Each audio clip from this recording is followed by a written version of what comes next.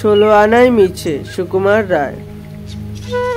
বিদ্যে বোঝাই বাবু মশাই, চড়ি শখের বটে। মাছিরে কন, বলতে পারিস সূর্যি কেন ওঠে?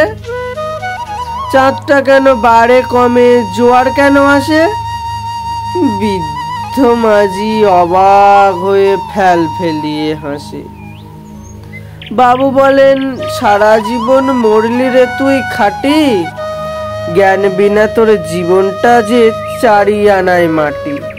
খানিক বাদে কহেন বাবু, বলতো দেখি ভেবে, নদীর ধারা কেমনে আসে পাহাড় থেকে নেমে? বলতো কেন লবণ পোড়া সাগর ভরা পানি? মাঝি সে কয়, আরে মশাই অত কি আর জানি? বাবু বলেন, এই বয়সে জানিস নে ওটা কি, জীবনটা তোর নেহাত খেলো অষ্ট আনায় ফাঁকি। আবার ভেবে কয়েন বাবু, বলতো ওরে বুড়ো, কেন এমন নীল দেখা যায় আকাশের ওই চূড়ো?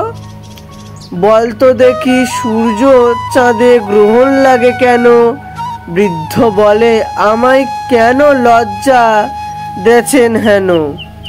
বাবু বলেন, বলবো কি আর বলবো তোরে কিতা, দেখছি এখন জীবনটা তোর 12 আনায় বৃথা।